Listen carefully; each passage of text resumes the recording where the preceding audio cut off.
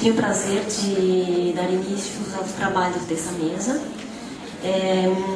apresentando a professora Denise Furgeri, do Programa de Formação da Secretaria Municipal de Educação de Campinas, a professora Mônica Zoppi Fontana, do Instituto de Estudos da Linguagem da Unicamp, a professora Cláudia Pfeiffer, pesquisadora do Laboratório de Estudos Urbanos, e eu mesma, Carolina Rodrigues, do Laboratório de Estudos Urbanos.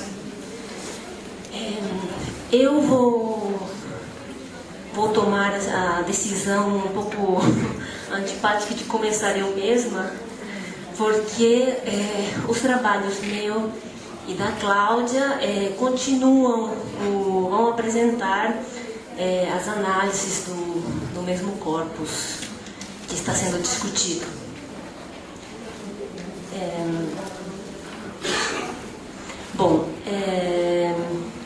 Eu vou começar, na verdade, retomando vários elementos que já foram colocados, e o que eu vou fazer num curto tempo é apenas apontar algumas questões de análise, algumas características do nosso corpus, algumas pistas de análise que eu estou seguindo.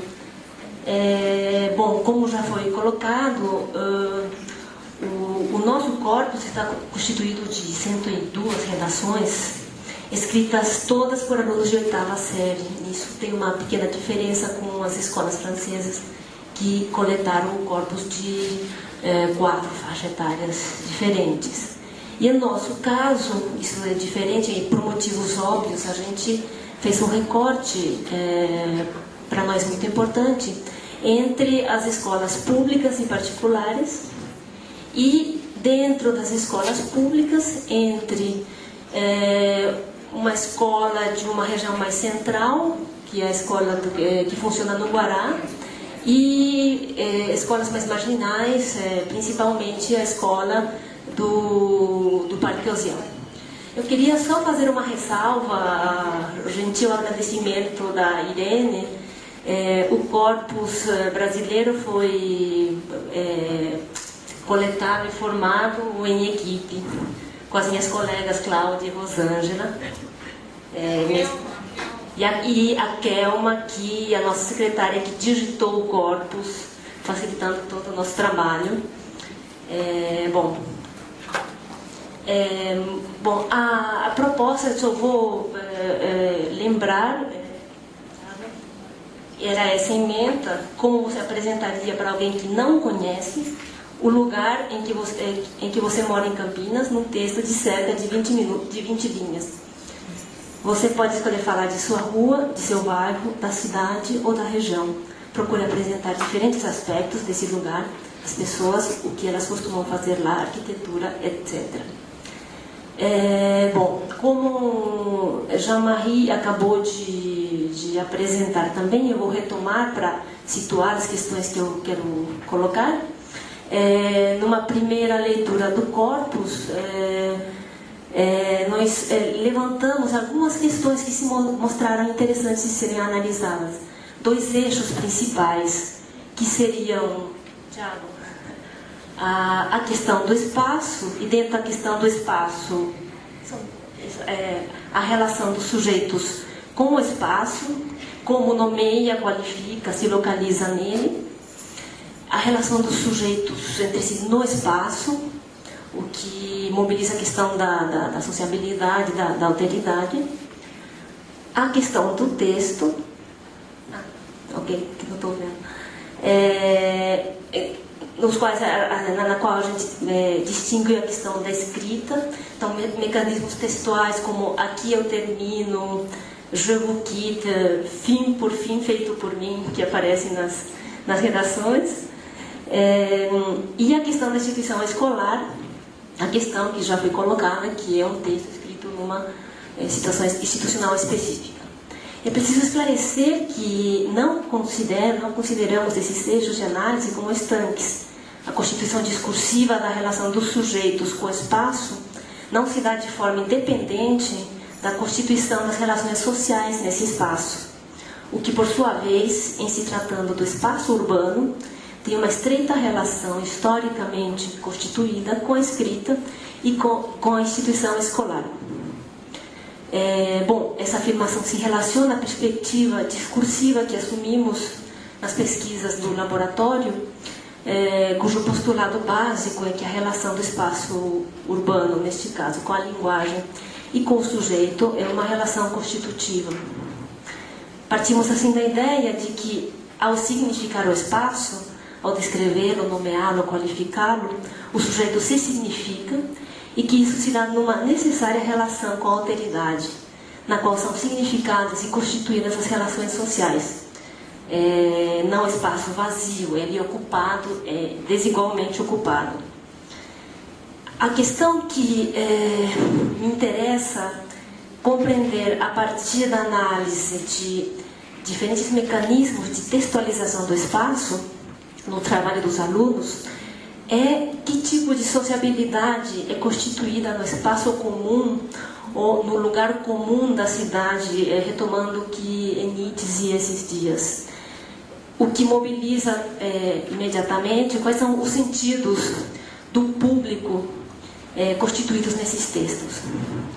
Gostaria de fazer um breve parêntese sobre essa questão, lembrando de uma metáfora de Hannah Arendt para definir o domínio público e o processo de esvaziamento atual que ela aponta, e que eu gosto muito dessa metáfora.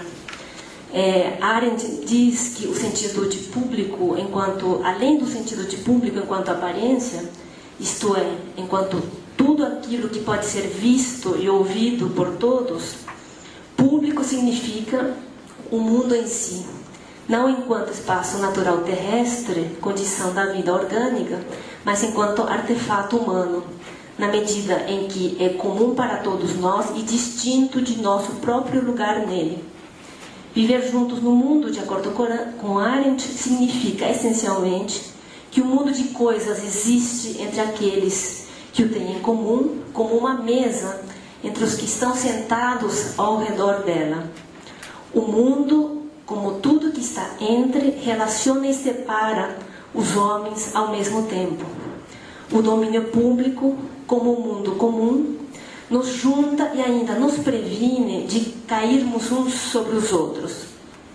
Para essa autora, o problema da sociedade atual não é, em primeira instância, o número de pessoas envolvidas, mas o fato de que o mundo entre elas perdeu seu poder de juntá-las, de relacioná-las e separá-las ao mesmo tempo.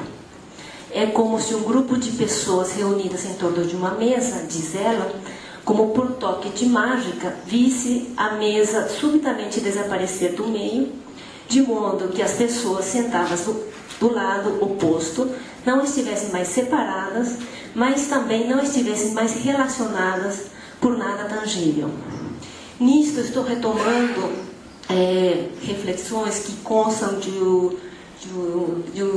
nosso novo projeto temático do laboratório, que está sendo agora, está começando a ser desenvolvido. Então, o que me interessa, voltando à questão dos textos dos alunos, é procurar pistas que permitam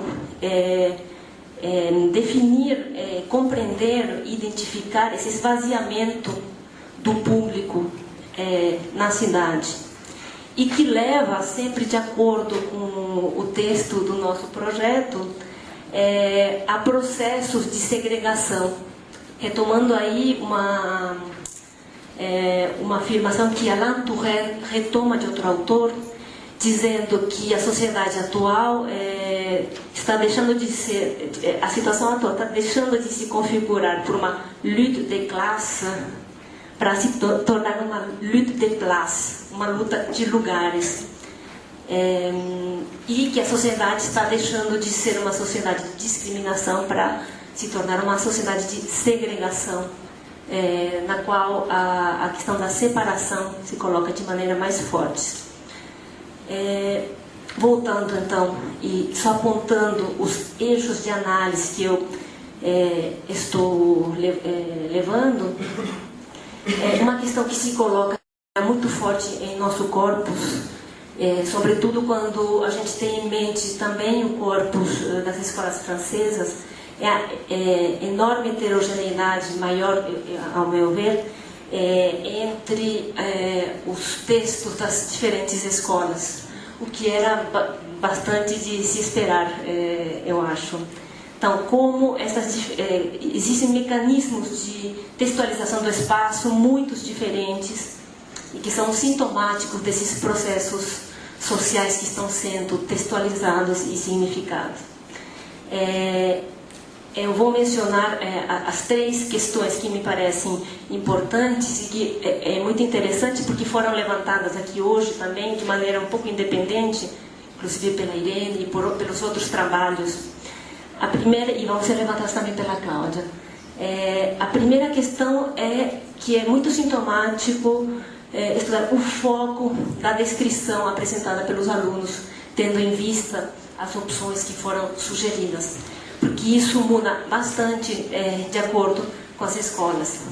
O que eu pude perceber na análise desses corpos é que nós podemos colocar em 2 extremos a escola do Parque Osiel e o Colégio Notre Dame, por uma série de questões, e que no meio podemos agrupar as outras 2 escolas públicas por uma série de elementos. Então, no que diz respeito à questão do foco, tanto a escola do Parque Osiel e a escola de Notre Dame mencionam raramente a cidade e falam muito mais do bairro, da rua e, sobretudo, Notre Dame, da casa, mesmo do quarto, da televisão, da própria cama, etc. E chama a atenção que as 2 escolas situadas nesse meio tematizam a cidade, qualificam, é interessante o uso do possessivo, eles falam frequentemente minha cidade, o que não acontece nas raras vezes que os textos das outras 2 escolas mencionam a cidade, não aparece nenhuma vez esse possessivo, e ao mesmo tempo descreve frequentemente uma visão que também foi levantada aqui, que a Cláudia vai discutir, uma visão panorâmica. Então, eu apresentaria a prefeitura, o parque, o bairro, as favelas, um pouco uma visão geral. Quando a escola do Parque Osiel define a cidade, o faz de uma maneira muito genérica e dizendo é uma cidade bonita, com oportunidades, etc. Mas dá para ver que eles não conhecem a cidade. No outro extremo, nós temos o Colégio Notre Dame, que a cidade é o shopping, o clube, a hípica, etc. A segunda das questões, eu não sei se passou o handout para vocês. Ah, não, tá. Desculpem. Vocês não têm o handout? Bom, tudo bem. Eu fiz temporário.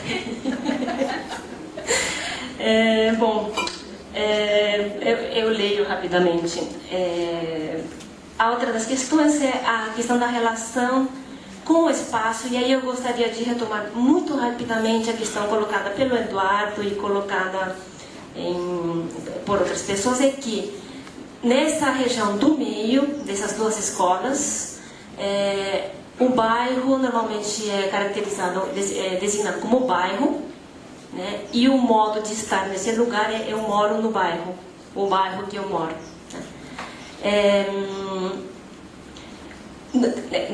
Nesse meio. Agora, nas escolas do Parque Osiel, a gente viu que existe uma grande estabilidade na maneira de designar, de referir, bairro, invasão, ocupação, e também na maneira de estar nesse espaço, ocupando, vir chegando, etc.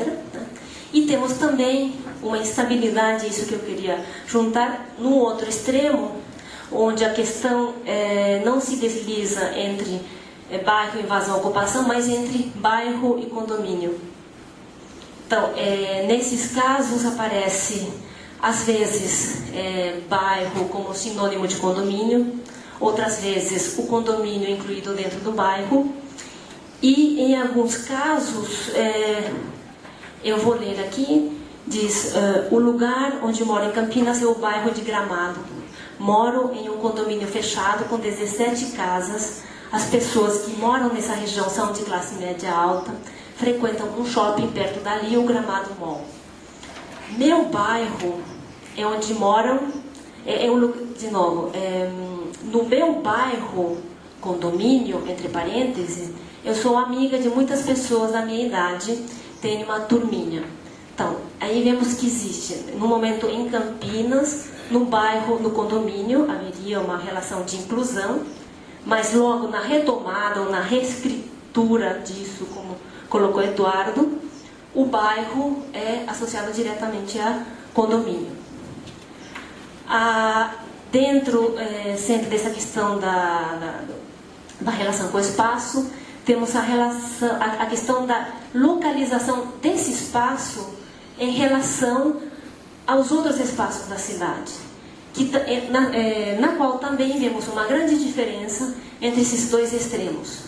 Então, de um lado, nós temos a localização, o bairro que eu moro localiza-se ao lado da rodovia Santos Dumont, ou moro na cidade de Campinas, na rua X, e uma questão muito insistente nas redações do Notre Dame, vocês vão ver depois no handout que eu vou passar no final, é a questão da qualificação longe, perto e bem localizado.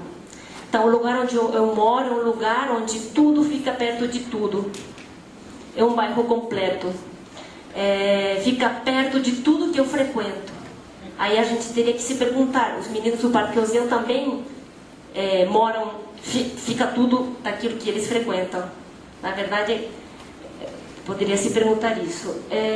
E tem uma que eu acho engraçada, eu vou ler, que diz assim: eu diria que o lugar que eu moro é um lugar onde muitos gostariam de morar. Não pode ser considerado bem localizado, pois é um pouco afastado. Muitos dizem que Sousas é o fim do mundo. Eu não acho, pois moro lá e eu não gostaria de morar no fim do mundo. Mas é realmente longe do shopping, isso eu não posso negar. Bom, e a outra que eu achei muito interessante, diz assim, é um lugar mais ou menos afastado da cidade, mas ao mesmo tempo é perto do centro da cidade. Então, aí a questão, que cidade é essa? Isto é, o centro dessa cidade, desse espaço, não é o centro da cidade. Bom, e a última questão que eu queria colocar, que no momento, na relação, justamente, nessa relação que nós não podemos separar entre a relação com o espaço e no espaço, nós vemos que a presença do outro, de um certo outro configurado, presente na textualização desse espaço. Aí, Tiago, pediria, seria a última, pode passar todas? Isso.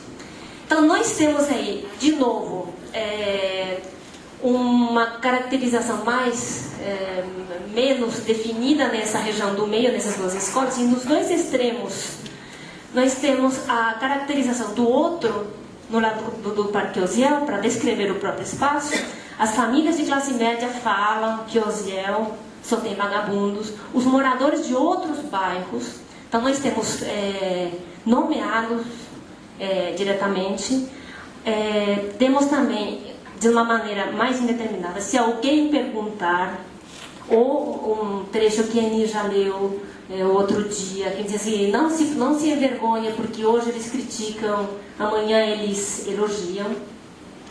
E temos também essa presença do outro de maneiras diferentes. Por exemplo, diz assim, não se envergonhe. A questão aí é não se envergonhe frente a quem? Então, nesse momento, não se envergonhe de estar nesse espaço, mas isso está atravessado pelo olhar de um outro nessa relação.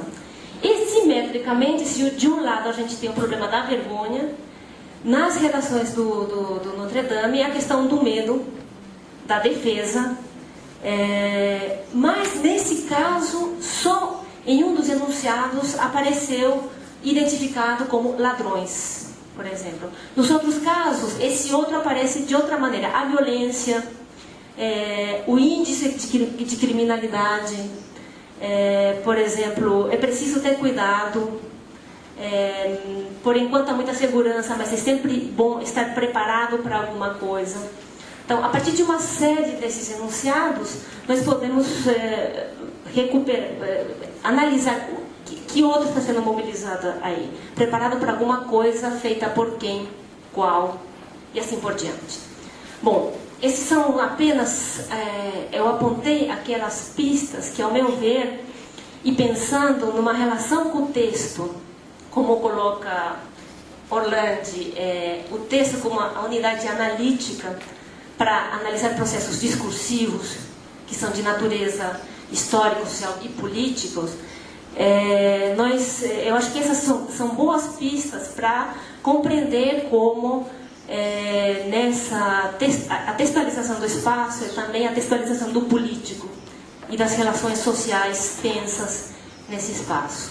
Muito obrigada.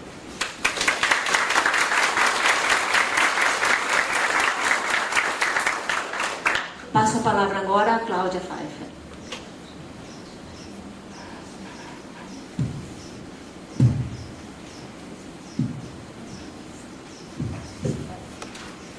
Obrigada, Carol. Bom dia a todos.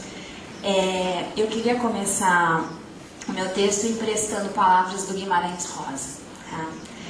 Só que eu não sou uma boa narradora, então eu peço que vocês imaginem um excelente narrador aqui, que vocês vão ter o texto. Você pode colocar, Thiago, por favor?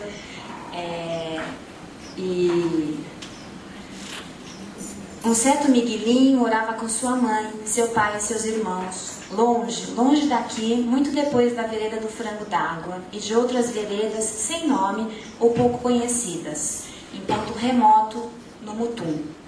No meio dos Campos Gerais, mas num covoão em trecho de matas, terra preta, pé de serra. Miguelinho tinha 8 anos. Quando completara 7, havia saído dali pela primeira vez.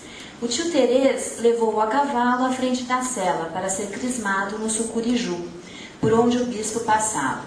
Da viagem, que durou dias, ele guardara aturdidas lembranças embaraçadas em sua cabecinha. De uma nunca pôde se esquecer. Alguém que já estivera no Mutum tinha dito: é um lugar bonito, entre morro e morro, com muita pedreira e muito mato, distante de qualquer parte. Lá chove sempre. Mas sua mãe, que era linda e com cabelos pretos e compridos, se doía de tristeza de ter de viver ali. Quando voltou para casa, seu maior pensamento era que tinha boa notícia para dar à mãe. O que o homem tinha falado, que o Mutum era bonito.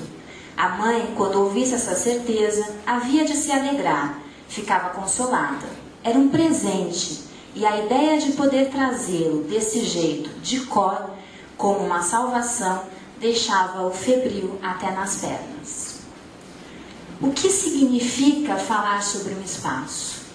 Que gestos de interpretação se constituem e nos constituem quando designamos, nomeamos, dizemos sobre um espaço? Esta pergunta fundamentalmente toca a relação dos processos de identificação e o dizer, no caso específico, o dizer sobre uma cidade, um bairro, uma rua, uma casa. Conforme fui adentrando nas redes de sentidos que se configuram nos diferentes textos produzidos pelos alunos dessas 4 escolas do município de Campinas, fui percebendo marcas linguísticas que apontavam para formas muito diferentes de constituir-se identificável, visível, de significar-se nesses espaços. O plural não vem aí por acaso. São espaços que, exatamente por serem simbólicos, se apresentam um recobrindo o outro, diferenciando-se na indistinção. Antes de trazer alguns recortes discursivos, apresento 3 eixos. Você pode mudar, Thiago, por favor? 3 eixos que se sobressaíram nessas análises. Eu poderia dizer que estruturam as textualidades formuladas nas redações uma discursividade fundada pelos sentidos de qualidade de vida, que aí são remetidas ao prazer, à tranquilidade, à segurança e à saúde do homem e do ambiente. Uma discursividade fundada pelos sentidos de um discurso do urbanismo administrado, remetida à infraestrutura e a uma territorialização das divisões de uma cidade. Finalmente, uma discursividade fundada por um princípio de equivalência entre o bairro e quem nele mora. As características, qualidades, significação de um bairro refletem, revelam as características, qualidades, significação das pessoas que nele moram. Várias redes de significação intervêm e alimentam esses três eixos acima apontados. Por exemplo, a forma como se produz referência à violência é diversa. Uma primeira forma se dá através da construção de uma divisão, da possibilidade de um estar fora. A cidade é violenta, mas não o bairro em que mora. Ou, em outra escala, o bairro é violento, mas não a rua em que mora. Em uma segunda forma, a violência é referida através de uma intermediação do discurso da administração, da infraestrutura. Nesse sentido, a violência não é prerrogativa de uma cidade, mas inerente à modernidade. Ou, em outra escala, não é prerrogativa de um bairro ou de uma rua. Assim, o que faz de uma rua, um bairro, uma região ou uma cidade boa ou má é a quantidade de benfeitorias presentes. A violência vira detalhe, um elemento a mais de uma lista. Há ainda uma terceira forma de produção da referência à violência que se dá justamente pela sua ausência. A textualização é produzida por um silêncio que por vezes se movimenta pela construção de uma negação. Quem não mora no bairro o vê como violento e é preciso quebrar essa imagem. Um outro exemplo ainda de formas que estão interagindo com esses três eixos que eu estou levantando para vocês, seria a forma da narratividade que se vai construindo. Encontramos notadamente três estruturações. A de um relato histórico, em que a gente vê fortemente o imaginário da fundação ou da descoberta funcionando. A de uma descrição, que seria essa visão panorâmica, cartográfica da cidade, e ainda a de um relato de vida. O foco aí se encontra no eu narrador, nem no bairro, nem na cidade, através de uma visão exterior à própria cidade, uma visão panorâmica. Passarei agora, Tiago, você pode passar, por favor, por alguns recortes, de modo a mostrar alguns funcionamentos discursivos. Então, a primeira redação que eu estou trazendo é um texto completo, foi comentado por vários dos meus colegas aqui, a Eni, o Eduardo, a Carol, todos eles trabalharam com essa redação também, e eu gostaria de lê-la. Campinas nasce um bairro novo. O bairro em que moro localiza-se ao lado da rodovia Santos Dumont, foi fundado há 6 anos atrás por um grupo de famílias que não tinha moradia própria e teve a ideia de ocupar um pedaço de terra para construir sua moradia provisória.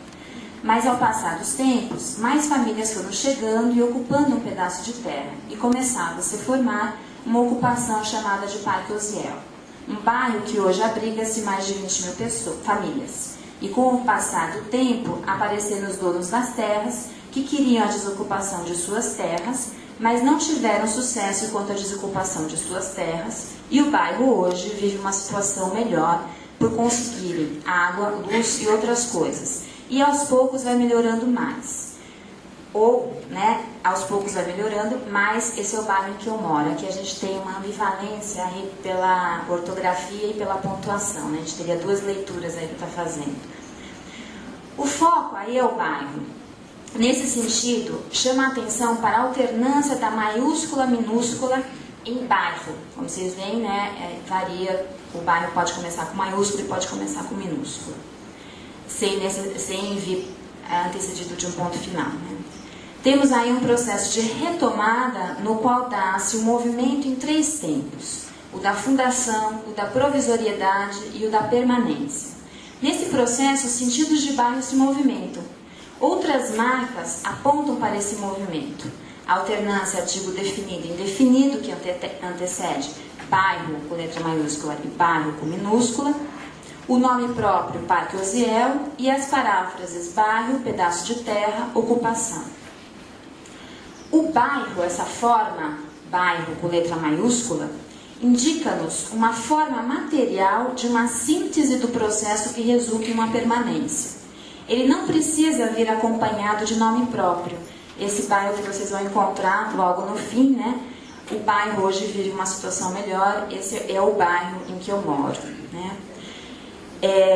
Ele não precisa vir acompanhado de nome próprio, é em si um nome próprio, o que mostra que nomeá-lo bairro não se confunde com uma referência física do lugar. E aí eu gostaria de observar duas passagens desse texto. A primeira: o bairro hoje vive uma situação melhor por conseguirem água, luz e outras coisas. Nessa passagem é estabelecida uma indistinção entre o bairro e as pessoas. Levando essa distinção em conta, eu gostaria de observar a outra sequência. Um bairro que hoje abriga-se mais de 20 mil famílias. Nessa passagem, há um processo de fusão entre bairro e família.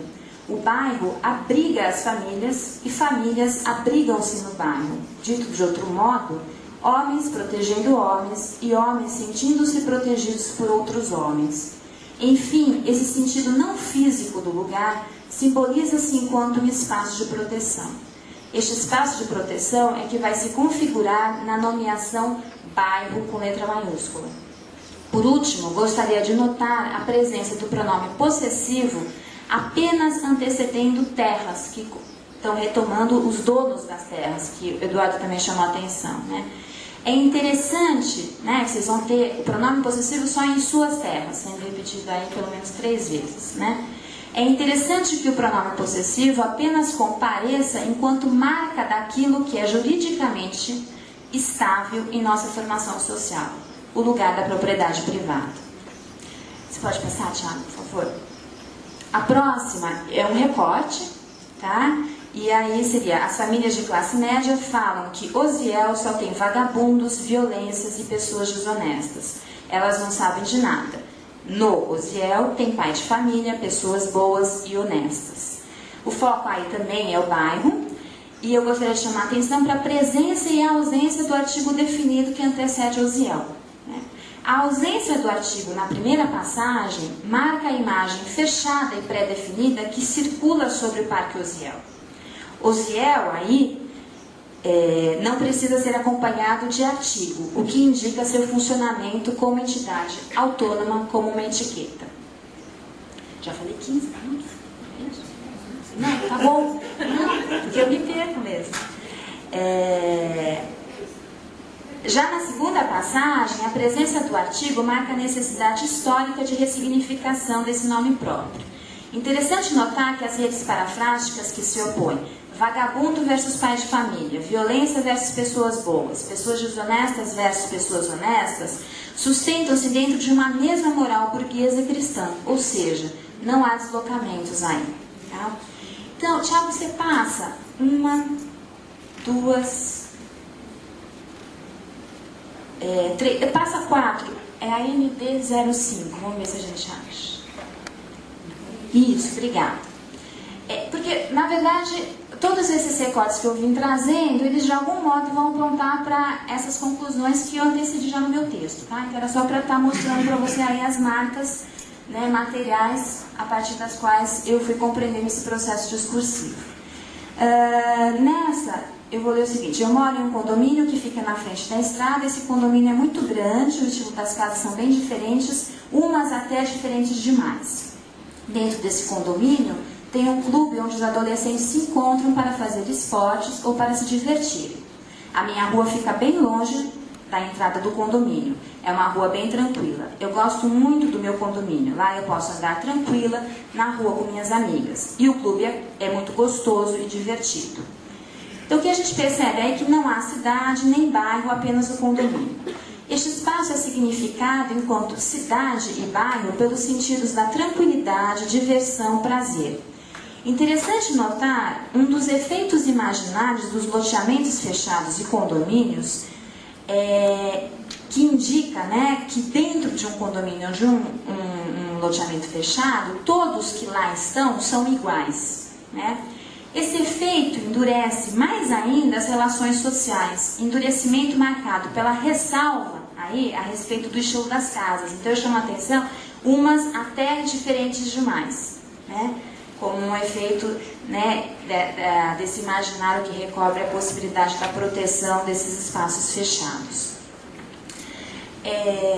Para fechar essa nossa discussão, e aí depois na hora do debate eu poderia estar passando, se houver tempo, outras redações para estar mostrando os funcionamentos, eu gostaria de notar que todas as 3 discursividades que eu apresentei logo no início, elas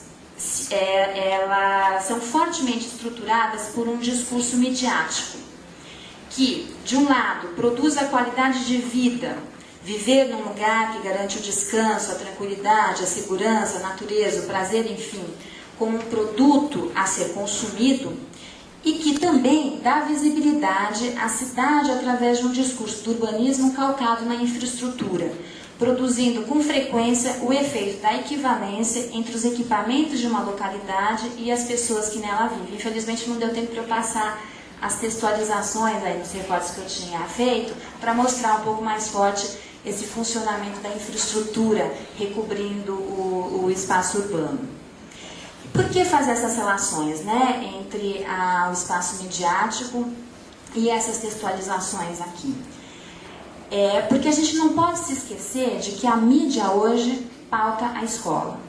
Assim, esse discurso disponibilizado ao comum também estrutura a rede de conhecimento disponível em que se dá a escola. É por isso que se faz necessário, quando nos propomos a refletir sobre as instituições e o conhecimento, especificamente no que se refere ao espaço escolar, levar em conta que a linguagem significa. E significa desde sempre dentro dessas redes de significações que se entrelaçam nas diferentes formas de se institucionalizar sentidos. No nosso caso específico, a mídia, a ciência, a escola. Assim, é preciso que abramos espaço para uma escuta que trabalhe com os textos escolares de um lugar outro que o da técnica, lidando com a ordem do político que constitui esses diferentes dizeres. Obrigada, gente.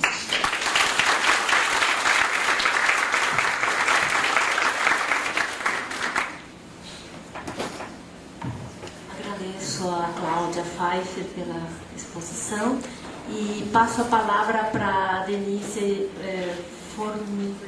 Forgeli. Perdão. Bom dia a todos. Eu queria agradecer a Rosângela pelo convite de estar aqui hoje, apresentando para vocês a proposta da Rede Municipal de Ensino sobre a formação continuada de professores. Eu sou professora da Rede Municipal e há 2 anos estou à frente da proposta política de formação de professores.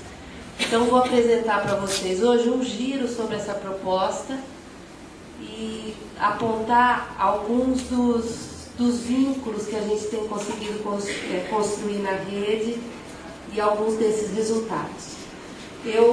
Quem me conhece mais de perto sabe que eu sou uma contadora de história, então hoje eu não vou me arriscar a falar de improviso, eu vou ler o texto que eu preparei também bem rapidamente. Em 1987, um pequeno grupo de professores de História e Geografia, que ansiavam por reformular sua prática, reunia-se aos sábados com o objetivo de produzir materiais a partir dessas práticas pessoais. Essa experiência, após ser socializada na rede, repercutiu positivamente, fazendo com que outros profissionais se inserissem no trabalho. O grupo cresceu. Paralelamente a isso, outra iniciativa tomava corpo, a constituição do então chamado Grupo de Alfabetizadores. Esses grupos eram constituídos inicialmente por professores de 5ª e 8ª séries, agrupados segundo suas disciplinas e coordenados por profissionais ligados à academia. gradativamente foram ampliados a todos os níveis de ensino e passaram a ter como coordenadores professores da própria rede, chamados então de professores monitores. De alguma forma, durante vários anos, os grupos de formação continuada de professores trabalharam na direção de suprir conhecimento da formação inicial, já que a maioria deles era organizada por segmento profissional e por áreas de conhecimento. Além disso, havia o entendimento de que era preciso buscar ações pedagógicas que mudassem a realidade de aprendizagem das crianças, jovens e adultos da rede.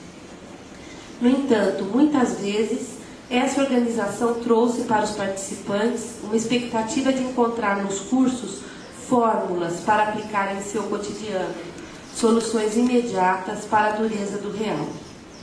Hoje entendemos que, mais que espaços para resolver problemas da prática da sala de aula, os espaços de formação devem constituir-se em lugares de criação que revelem possibilidades de ser educador num deslocamento da atitude passiva de escutar verdades para a atitude ativa de construir sentidos e significados. Acreditamos que a articulação da formação com processos de subjetivação altera a qualidade das relações com o conhecimento e com o outro, ressignificando modos de estar na vida, de se fazer sujeito no lugar em que se encontra. Não se trata de um trabalho que envolve apenas a dimensão racional. O corpo inteiro participa, não por decreto, e sim pelo desejo de construir outros sentidos.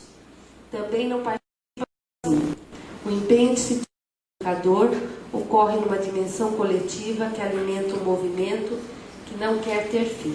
Em 2004, a projeto Escola Viva, onde a vida é produção, é atividade humana, é criação permanente, afirma a escola como centro do processo pedagógico e a formação continuada de seus profissionais como uma de suas prioridades.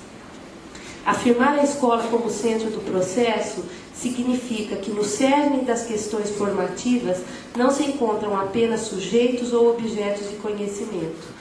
Educadores e alunos estão em relação entre si com o conhecimento, permanentemente produzindo sentidos, linguagens, possibilidades, memórias, identidades. As possibilidades de trabalho criadas em cada escola, a autonomia de seus projetos, a mediação pedagógica de cada educador, a capacidade de se organizarem coletivamente são movimentos constitutivos de todos os sujeitos que ali se encontram. Definir uma política de formação continuada na direção de ser a escola o centro do processo educacional implica partir desse movimento que é historicamente construído e se materializa no cotidiano que depende das pessoas que estão ali trabalhando, com seus acúmulos, suas crenças, seus saberes, seus modos de olhar o mundo, mas que também é definido por limites institucionais que precisam ganhar continuamente novos contornos. Do horizonte. Ponto de vista 2, Eduardo Galeano. Do ponto de vista do sul, o verão do norte é inverno. Do ponto de vista de uma minhoca, um prato de espaguete é uma orgia. Onde os hindus veem uma vaca sagrada, outros veem um grande hambúrguer. Do ponto de vista de Hipócrates, Galeno, Maimônides e Paracelso, havia uma enfermidade no mundo chamada indigestão, mas não havia uma enfermidade chamada fome. Do ponto de vista de seus vizinhos no povoado de Cardona, o Tutuzaug, que andava sempre com a mesma roupa no verão e no inverno, era um homem admirável. O Toto nunca tem frio, diziam. Ele não dizia nada. Frio ele tinha, o que não tinha era agasalho.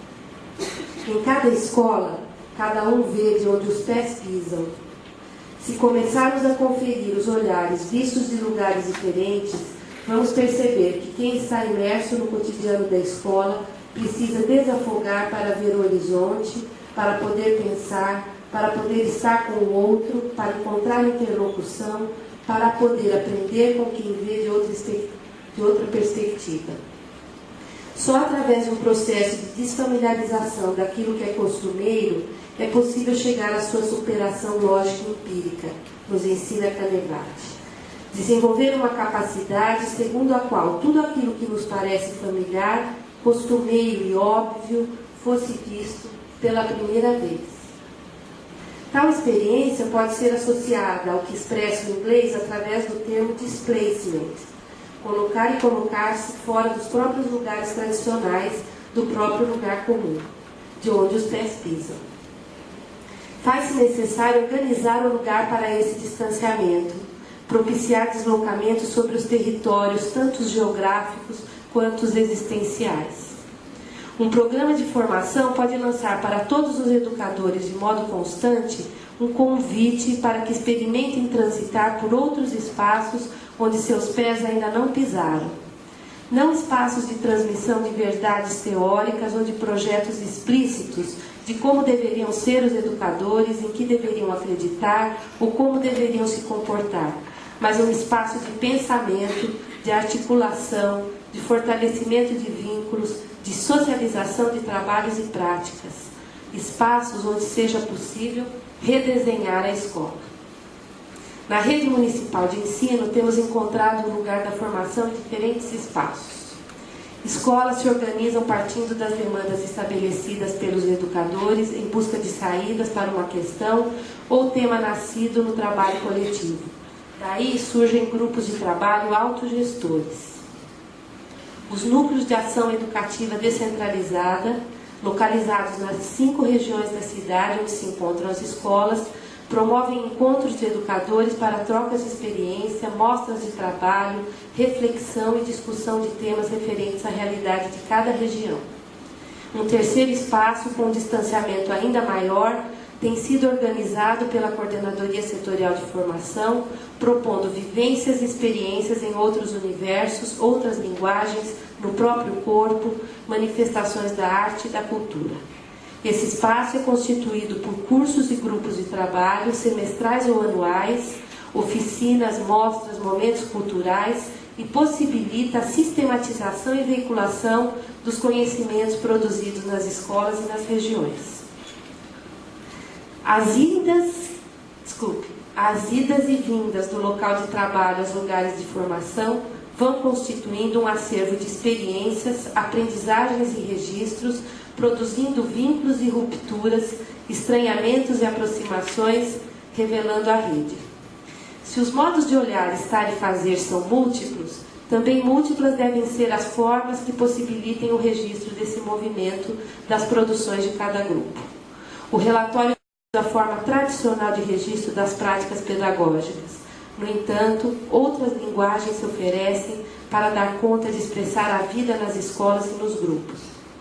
Assim, temos visto os grupos produzirem vídeos, documentários, curtas-metragens, registros fotográficos, poéticos, corporais, de memória dos educadores e das escolas, livros de história infantil, pranchas didáticas, guias históricos, no movimento de criação e apropriação dos trabalhos por seus autores.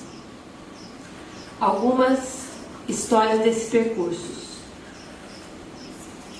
Em fevereiro de 2003, o Departamento Pedagógico sugeriu que, para avaliação e planejamento do ano, fossem realizadas leituras das fotografias produzidas em anos anteriores no dia a dia das escolas. Para isso, organizou-se uma oficina, a partir da qual foram reunidos aproximadamente 500 fotografias e textos redigidos a partir do encontro dos profissionais com esse material. Desse trabalho originou-se o Foto Olhares, que é uma publicação que a gente tem aqui, que depois eu posso estar circulando entre vocês. Uma publicação que revela e suscita contatos entre os diferentes olhares da escola sobre si mesma e convida a todos aqueles que vivem esse cotidiano à expressão e recriação de outras realidades a partir da linguagem fotográfica. Outro desdobramento desse trabalho ocorreu com a organização no semestre seguinte do curso Olhar Fotográfico, atualmente atendendo sua segunda turma e preparando uma mostra itinerante dos ensaios e produções fotográficas para as escolas dos participantes, devolvendo a elas as imagens ali captadas. O grupo de trabalho Estudos do Meio da Prática Pedagógica, como segundo exemplo, foi articulado a partir de uma perspectiva interdisciplinar, reunindo professores de História, Geografia e Educação Infantil. O ponto de partida foi a necessidade constatada de discutir e sistematizar o conjunto de propostas de estudos do meio das escolas. Constituiu-se num espaço privilegiado para a troca de experiências e produção de conhecimentos sobre Campinas, dando origem a um material para subsídio didático que permite a escolas e professores discutirem seus pressupostos e adaptá-los à sua realidade. Conhecer Campinas numa perspectiva histórica é essa produção que está em fase final de edição. Um outro exemplo vem de uma das escolas de educação infantil da rede, Semei Marilene Cabral, que propôs o grupo de trabalho Escola e Família, construindo parcerias, com a participação de monitores de educação infantil, professores, mães de alunos, avós, tias e moradores do bairro, com o objetivo de conhecer a comunidade e descobrir sua história, trazer à tona sua memória e seus talentos. Para isso, oficinas de artesanato foram organizadas. O trabalho coletivo trouxe os saberes e fazeres da escola e da comunidade, permitindo que se abrissem diferentes caminhos de aproximação e que outros conhecimentos sobre o bairro, seus moradores e a escola nascessem a partir dele. Adultos e crianças sentados em roda, ouvindo histórias, confeccionando guardanapos, almofadas, aprendendo a fazer crochê, tear, lidando com os fios e puxando da memória os fios que os liga, tecendo em conjunto um projeto pedagógico numa outra dimensão. Ponto de vista 3, professores da rede. Lembranças, sensações, cheiros, sons. Um pouco do que aconteceu realmente. Um pouco de sonho e imaginação. Um viajar pelo tempo, onde a volta aos lugares visitados é permitida, mas a cada volta, outras imagens, outros sons, outras vozes são ouvidas. É a tentativa de entender tudo o que me constitui. Rememorando o que foi, nos lançamos para o que virá. Eliana, Grupo de Trabalho Memória da Rede. Um único olhar é um único olhar. Para um único olhar não é possível o todo. Um olhar é uma forma de mostrar essa parte. Essa parte contém o todo, assim como o todo contém a parte. Parte todo, todo parte. A fotografia. Gilberto de Oliveira Santos, curso Olhar Fotográfico. Não se investe em potenciais. Farejam-se fracassos, anomalias, problemas, débitos. Devia-se buscar vida na escola, abrir janelas, escancarar portas. Silvia Salomão, GT, procuram seus sentidos.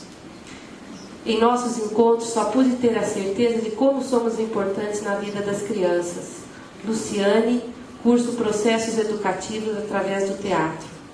Cheguei em busca de uma fórmula que conquistasse os pais, que os transformasse como uma fada das histórias infantis. Maria de Lourdes, curso Integrando Família e Escola 2004. A cena é um átimo, é o aqui e agora absoluto, momento que caracteriza o trabalho do ator, do dançarino e de outros artistas da presença. O registro deste instante não o reconstrói, nem tem esse intuito. Ele busca reunir elementos que evidenciem um caminho e que possibilitem continuá-lo. Lívia, curso Corpo Lúdico 2004. E que mais, vida eterna, me planejas? O que se desatou num só momento não cabe no infinito, e é fuga e vento. Carlos Drummond de Andrade, A Vida Passada Limpo, 1959. Obrigada a todos.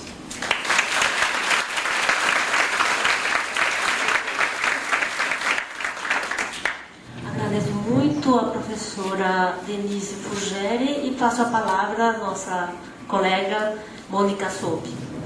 Obrigada. Eu queria começar agradecendo o convite para participar nessa mesa e manifestar o prazer de estar aqui com minhas colegas e o público. Bom, eu fui afetada por todas as discussões que já aconteceram aqui, pelo título do encontro. Então, essa minha fala tem o título Nossa Cidade, Nossa Casa, Nosso Jardim.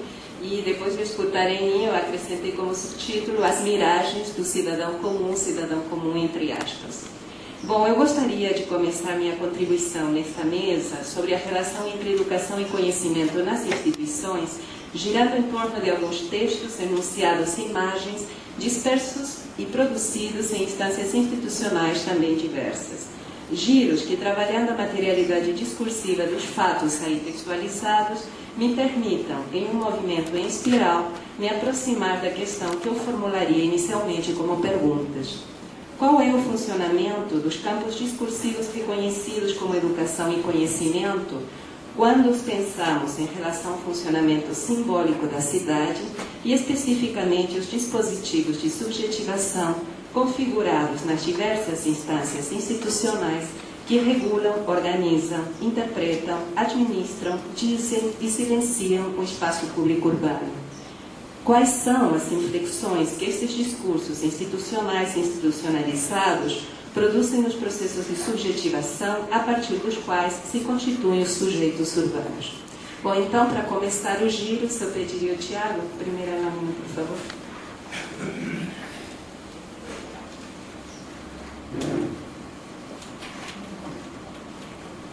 É uma imagem, no meu texto eu descrevo a imagem, mas eu não vou fazer, vou deixar que vocês a vejam. E eu gostaria simplesmente de ler com vocês a legenda, né, que aparece embaixo, que está virada, né? A legenda diz Praça Recuperada, e no texto, em algum lugar do texto, diz 100 camelôs e com 54 policiais cuidando da segurança. A Praça da Sé tinha ontem uma aparência há muito não vista. Algumas frases adiante, em discurso direto, encontra-se a seguinte fala: a praça está maravilhosa, com policiais por todos os lados. Admirou-se a comerciante Maria Alzira Basílio. Segunda giro, por favor. Mais uma imagem agora da minha terrinha.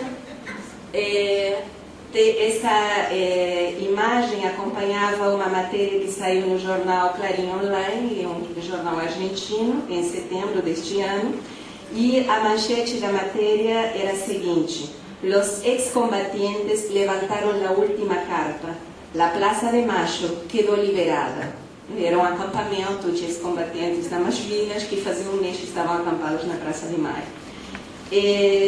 Bom, eu gostaria que vocês olhassem a imagem e tinha mais uma legenda que não aparece aqui na transparência, que diz o seguinte: limpieza, ayer mismo el gobierno de la ciudad volvió a plantar árboles y pasto donde estaban las carpas.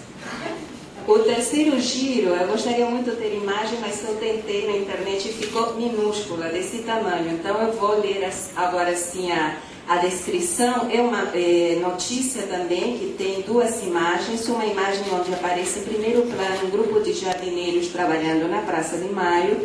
E a outra imagem são as colunas da Catedral de Buenos Aires, todas pichadas, depois também uma manifestação de piqueteiros. E a manchete dessa notícia diz o seguinte: tras el acampamento piquetero, la Plaza de Mayo luce como nueva, con flores y césped. Se repusieron unos 1000 plantines. E um pouco depois se lê o seguinte: el día después del campamento piquetero, los palos y picos con los que 1000 manifestantes golpearon el vallado de la Plaza de Mayo en señal de protesta fueron reemplazados ayer por las palas y rastrillos de los operarios del gobierno porteño que replantaron las flores de los canteros de la plaza, literalmente arrosados, al igual que el césped. Tampoco quedaban rastros de las 2,5 toneladas de basura que habían dejado los piqueteros y la plaza lucía limpia. E um pouquinho mais adiante, na mesma matéria, citação de uma fala de uma mulher anônima, e que é a seguinte: era hora de que pusieran algunas plantitas, dijo una mujer que pasaba caminando por la plaza. Bom, então agora o meu primeiro movimento de análise nessa espiral que eu quero desenvolver junto com vocês. Nestes giros que nos levaram de visita a espaços públicos históricos e emblemáticos de duas grandes capitais da América Latina, alguns funcionamentos regulares de imprensa prendem nossa atenção. Em primeiro lugar, a torção interpretativa produzida pelas nominalizações das manchetes. Praça recuperada, la Plaza de Mayo quedou liberada. Embora se explicite no intervalo significante entre manchete e texto da matéria de quem esse espaço público foi recuperado, liberado, dos camelôs, dos ex-combatentes, dos piqueteiros, fica silenciado para quem, em nome de quem, esse gesto, nominalizado por meio de metáforas bélicas, foi produzido. Esse silenciamento se prolonga no intervalo entre texto e imagem, onde é a paisagem que aparece significada de forma dominante. Você põe a primeira de novo? Por um lado, a rigidez quase geométrica do enquadre fotográfico da Praça da Sé, onde figuras minúsculas se perdem como espectros espantalhos no vão central de cimento, flanqueado pela presença claramente perceptível das viaturas. Por outro lado, a próxima, a imagem bucólica da natureza renascendo sob os cuidados febris dos jardineiros, cuja presença predominante na perspectiva do enquadre fotográfico relega ao segundo plano, espectral e borrado, as figuras também minúsculas dos transeuntes. Tá? Deixa um pombo aí em primeiro lugar. Bom, em segundo lugar, observamos a inclusão recorrente de falas citadas em discurso direto.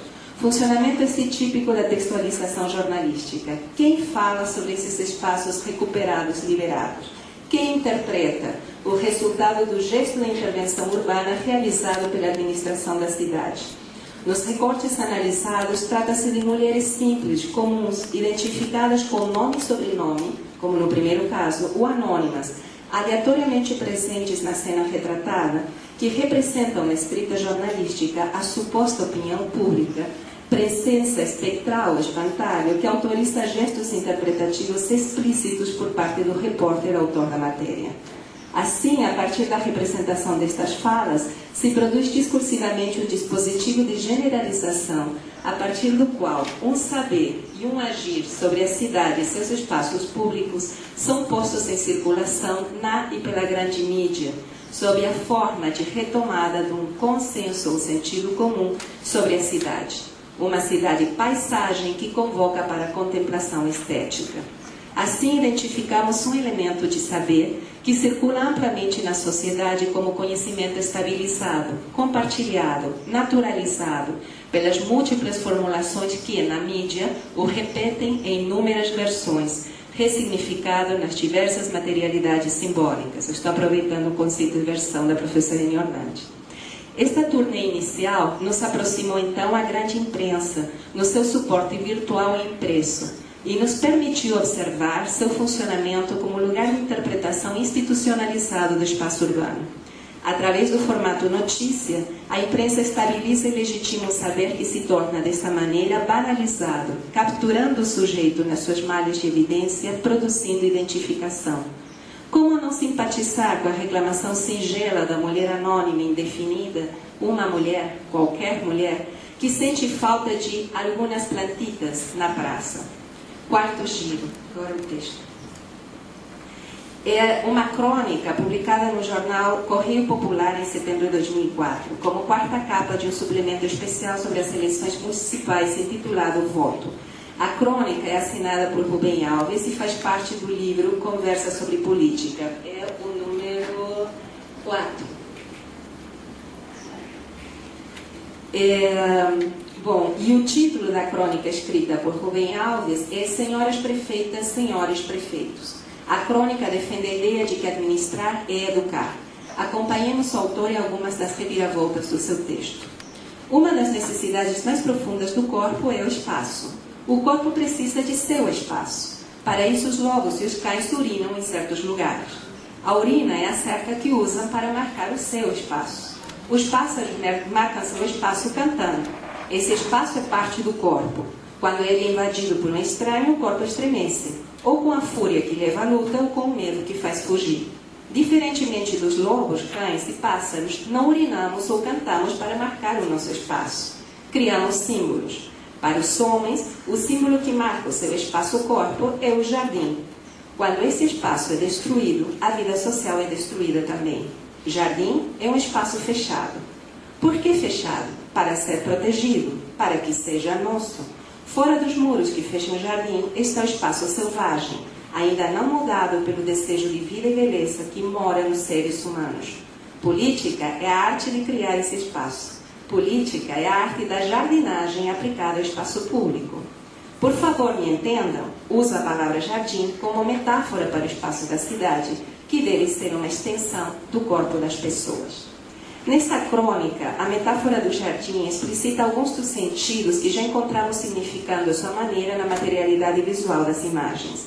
Mas sofre neste texto uma nova torção. A cidade-paisagem, espaço de contemplação e fruição estética, é interpretada como cidade-jardim, sendo ressignificada a partir dessa nova metáfora como espaço vital, espaço necessário ao corpo biológico dos homens, dos seres humanos, das pessoas. Assim, percebemos um deslocamento dos sentidos produzido sobre a cidade, que se apresenta como uma generalização que, pelo biologicismo das metáforas, beira o regime do universal da ciência. Encontramos aqui mais um elemento de saber que circula na imprensa, já não no formato de notícia, mas de crônica, isto é, no formato de um conhecimento que se insere na trivialidade do cotidiano, que mostra, em lugar de apagar, a posição de autoria a partir da qual se constitui. Texto testemunhal de conhecido filósofo educador, que, embora não seja oferecido em tom de confidência e intimidade, não deixa de representar o lugar de um conhecimento especializado. Assim, a imprensa lança para ampla circulação na sociedade um conhecimento de especialista que nos educa com seu saber. O quinto giro é a próxima página. É uma carta de leitor, publicada no Jornal do Estado de São Paulo em 97. É escrita por uma promotora. É um fragmento só. Está mais do que na hora de mudar de atitude e cuidar do lugar em que moramos. Mesmo circundados por milhões de habitantes, a maioria pobres, é possível ter uma vida decente nas metrópoles brasileiras. Basta evoluir da consciência individual para a consciência grupal, cosmopolita, universal, e entender que a cidade é nossa casa e com o mesmo zelo deve ser cuidada. Isso vale para governantes e para a população em geral. O preço de uma cidade habitável é a eterna vigilância.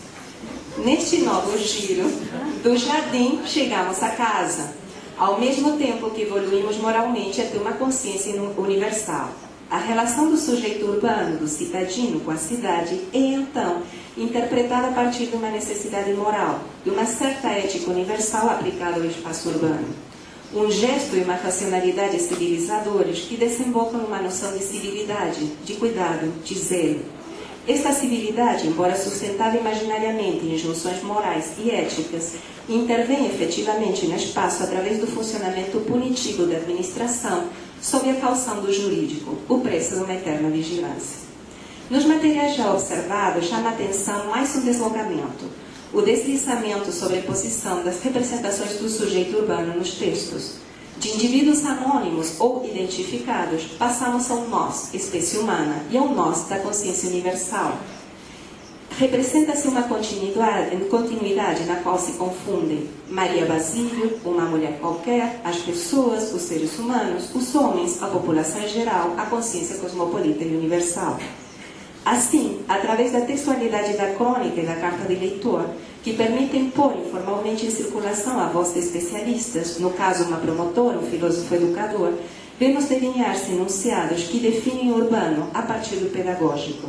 A educação pela escola, pela lei, pelo exercício do poder. A administração e a mídia resultam, desta forma, grandes educadores para a convivência na cidade e para a civilidade. E assim vai se produzindo um movimento de universalização dos sentidos sobre e para a cidade. Sexto giro, agora no espaço da ciência, é a próxima citação. Uma tese de livre docência que foi publicada pela editora da USP, o seu autor é Eduardo Yassich, que trabalha na disciplina de Geografia Urbana. Eu escolhi um fragmento da apresentação que ele faz do seu trabalho. Uma primeira ação se deu em 19... Ele está explicando por que se interessou pelo tema das calçadas. O título da sua tese, do seu livro, é O Mundo das Calçadas. Absoluta alienação da população quanto ao que deveria ser seu patrimônio e, por consequência, objeto de cuidado. Quando o concurso estava sendo lançado, uma jornalista, ao tomar conhecimento dele, expressou-se com esta nota: a cidade é também minha casa? Deus me livre. Isso ecoa até hoje em meus ouvidos e pede resposta. Percebem-se claramente três circuitos principais, o Eduardo Yassich falando. O dos que podem circular em ambientes totalmente ou parcialmente fechados, condomínios intramuros, centros empresariais para trabalho, clubes esportivos e sociais e shopping centers. o dos excluídos, sem acesso ao mínimo condizente com a condição humana, e, finalmente, uma faixa intermediária que pretende usufruir da cidade aberta. Mas parece, cidadão comum, circular e poder dela desfrutar tem um custo altíssimo e embaraçante. As abordagens impedintes a cada momento, a visão nauseante dos desvalidos, bêbados e mutilados que repteiam pelo chão, o risco iminente do assalto e dos veículos que avançam, a chantagem dos guardadores de carros e mesmo a agressão de transeuntes que andam pela cidade. As cabines telefônicas transformadas em latrinas. Tenho muito medo no que tudo isto pode dar. Isto porque, tornando-nos familiares da morte e da violência diuturnamente, corremos o risco de ficar anestesiados ou, em caso inverso, mais violentos ainda. O cidadão comum começa a se organizar como grupo de defesa. E ali eu gostaria pular e chegar naquela encenação de uma deste cidadão comum, que seria, vamos ficar só murmurando que em Paris sim que vale a pena? Melhorar o espaço público em São Paulo para quê? Para essa cambada de vagabundos vir e tomar conta de tudo? Na calçada realiza-se universal, o encontro do outro, do diferente, cujo ser dá sentido à democracia, por isso mesmo, nosso desafio cotidiano. Estamos agora ante um texto que sequer científico, dada sua formulação e circulação no âmbito da universidade. Neste texto encontramos nomeado finalmente o sujeito urbano convocado pelo funcionário das metáforas que vimos nos outros textos. Trata-se do, entre aspas, cidadão comum, situado entre os que podem circular em ambientes totalmente fechados, situado entre os que podem circular em ambientes totalmente fechados e os excluídos. O cidadão comum é aquele sujeito que anseia habitar e circular em uma cidade aberta. Para isso, investe na força formadora, normalizadora da educação e da política, ambas confundidas nos gestos de intervenção do poder público sobre a cidade. Embora haja essa distinção em esses três setores, quem está nos lugares fechados, os excluídos e o cidadão comum, vejam que a cidade ela é sempre interpretada, apresentada, pensada administrativamente e normatizada do ponto de vista do cidadão comum.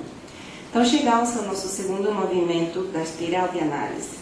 Com este percurso, queremos apontar uma convergência de funcionamentos que sinalizam a regularidade de um processo discursivo de subjetivação, que perpassa diversas instâncias enunciativas através de instituições diferentes, mídia, imprensa, ciência, articula campos discursivos distintos, jurídico, administrativo, político, constituindo assim, de maneira imbricada, elementos de saber que se impõem na sociedade produzindo consenso, o senso comum deste sistema comum espectral que vimos delinear-se nos textos. Movimento perverso que nos leva da consciência universal à eterna vigilância e, através dela, à cidade alerta, que persegue, denuncia, pune, elimina todos aqueles que, não podendo circular em espaços fechados, acabam dividindo a cidade aberta, casa e jardim utópicos deste cidadão comum que anseia levar uma vida decente nas metrópoles brasileiras, apesar dos milhões de habitantes, na maioria pobres. É a partir deste processo de universalização que se define o que seria uma cidade habitável, naturalizando, basta evoluir, o gesto de interpretação de uma classe, Dona Maria Basílio, uma mulher, nós, os homens, as pessoas, os homens, a cidadão comum, constituída a partir de uma oposição, mesmo circundados por, que segrega do universo assim construído aqueles que constituíram um obstáculo, que sobram como resíduos, milhões de habitantes, na maioria pobres. Para melhor interpretarmos o funcionamento deste processo de subjetivação, vamos retomar aqui o efeito de continuidade individual e universal que Pechet, retomando Fuchs, denominou mito continuista empírico subjetivista. A tabela, por favor. Eu vou rapidamente explicar a tabela para que me dê tempo de chegar nas conclusões. É uma tabela que é conhecida quem faz análise do discurso. Com essa tabela, o autor Pechet está querendo mostrar o mito, isto é, a maneira como se interpreta a produção de conhecimento e também a maneira como o sujeito se situa em relação à produção de conhecimento como uma continuidade sem interrupção, que iria por sucessivos movimentos de abstração de uma origem que está no indivíduo ao universal. Então, passaríamos do indivíduo à intersubjetividade, que seria a segunda coluna, o lugar do diálogo, das relações dialógicas, da interação, enfim, a uma terceira coluna, que seria o lugar da generalização, do senso comum, da opinião pública, enfim, e finalmente por um novo movimento da abstração ao universal, ao todos, ao cada um, a confusão, digamos, a verdade absoluta. Então, pensando nessa tabela, é que eu interpreto aqueles textos todos que eu fui passando para vocês rapidamente, em giros, né, concêntricos, mas sem espiral, tentando avançar numa análise, para pensar esses momentos, né, de uma suposta continuidade como lugares de identificação e subjetivação do sujeito, isto é, como ele se faz sujeito em relação ao espaço urbano. Então, esse apagamento da descontinuidade epistemológica, isto é, que não há continuidade entre esses 4 momentos, e muito menos da generalização, universalização, né? Então, esse apagamento da descontinuidade epistemológica entre conhecimento científico e desconhecimento ideológico aparece claramente nos textos que analisamos, nos quais as mesmas metáforas trabalham a confusão dos limites entre público e privado, minha, sua, nossa casa, cidade, nosso, seu, dos homens, das pessoas, espaço vital, jardim, produzindo uma apropriação sobre a determinação do público pelo privado. Esses mesmos processos de identificação imaginária permitem a sobreposição deslize metafórico do nós situado no espaço-tempo no texto da notícia para o nós conceitual da consciência universal da espécie humana do cidadão comum que aparece surreticiamente na crônica, na carta do leitor e que se explicita na tese de livre docência. Esta continuidade imaginária, que está na base dos processos de formulação e circulação do conhecimento, na mídia, mas também na academia, produz como efeito ideológico elementar a evidência dos saberes que aí são constituídos e do pensamento literário, jurídico, científico, administrativo, pedagógico que esses saberes suportam. Desta maneira, se apaga a descontinuidade real existente entre as diferentes posições de sujeito a partir das quais se produz o saber.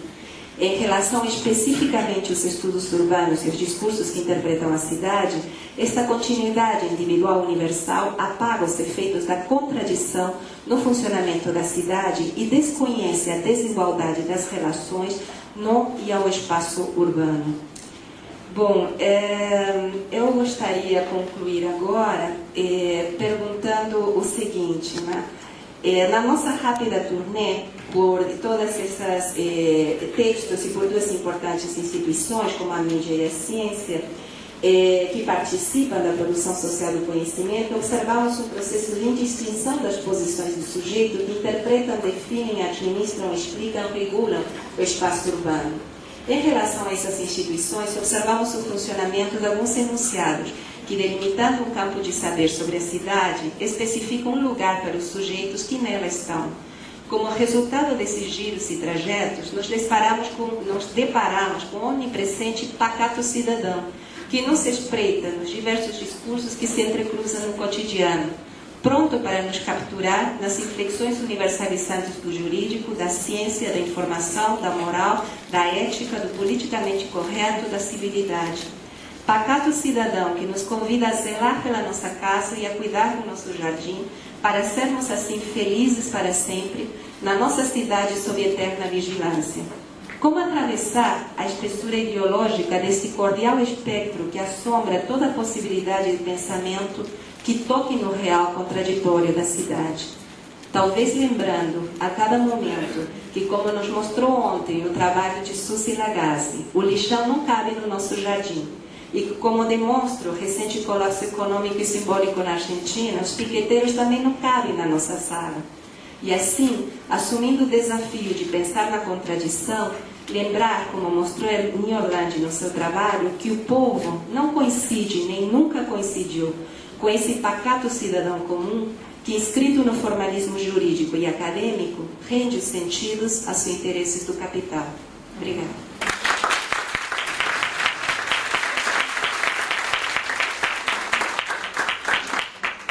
Agradeço muito a Mônica pela contribuição e, dado o avançar na hora, eu proporia ter mas também para não desaproveitar.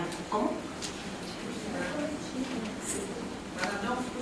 Para não frustrar, isso mesmo, para não frustrar, a gente poderia abrir para umas 2, 3 questões, contando com que depois se pode continuar conversando nos corredores durante o almoço. Sim. Eduardo.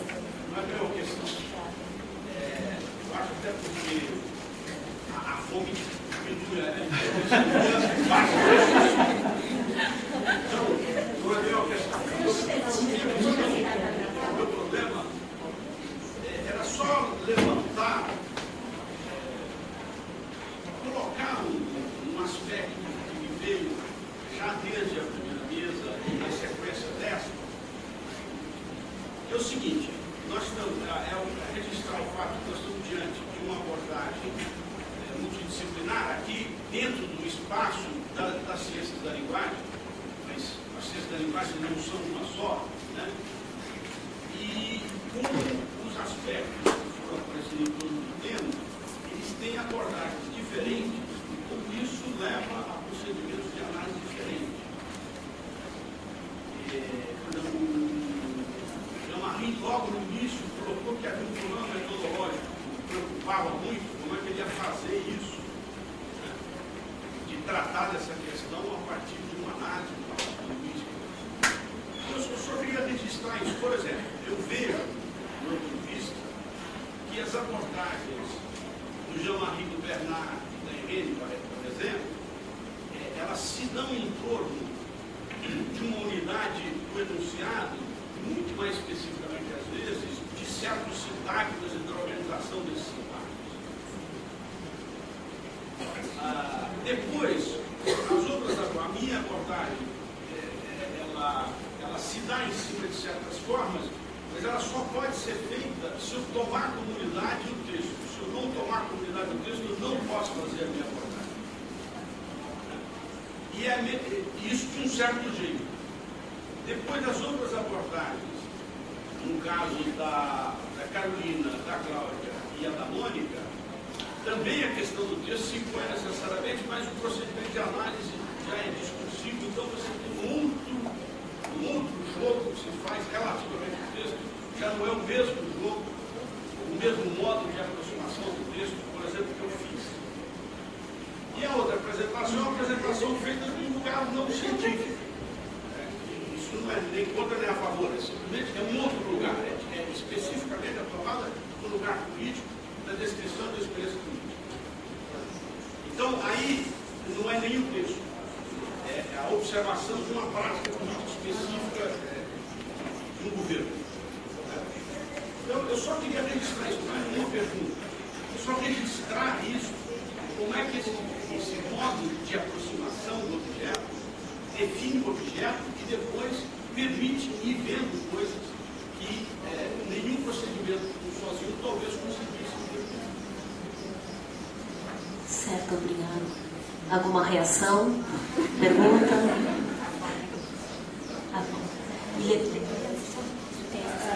Queríamos... Sim.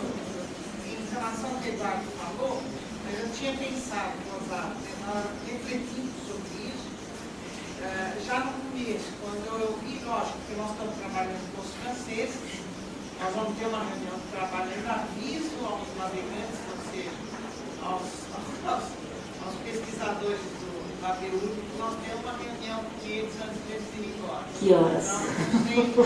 Não sei, mas eu vou ter que ter. Nós já está meio combinado que vai ter. Justamente para fazer uma certa avaliação de como nós estamos trabalhando, né? Senão fica equivocado. Mas aí, justamente porque eu tinha isso em mente, também nessa preocupação que a gente vai fazer agora, percebendo as abordagens, eu diria o seguinte, que eu sinto um pouco assim, uma diferença, indo até a mais radical que é a política, vamos dizer, né?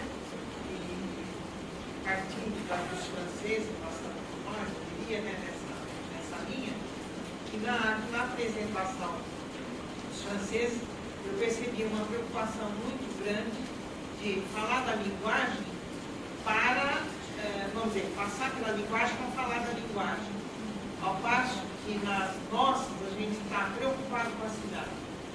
Ou seja, a gente está falando da linguagem, né, que é a questão discursiva de sempre. Está preocupado em compreender pela linguagem, mas o que significa essa questão da cidade. Então, é a questão metodológica que foi posta pelo Jean-Marie. Cada um, mas ela tem direções diferentes. Não é?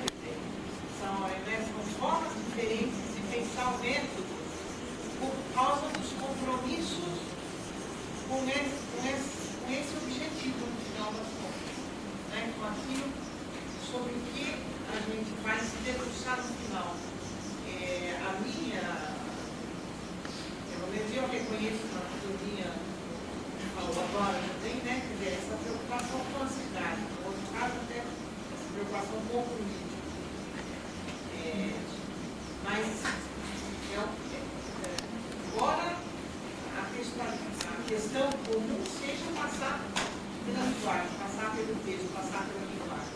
Então, essa coisa de passar pela linguagem é que eu acho que esse nosso encontro se deve a isso, justamente a especificidade dele é colocar a questão da linguagem, né? Mas a questão da linguagem para ver a cidade.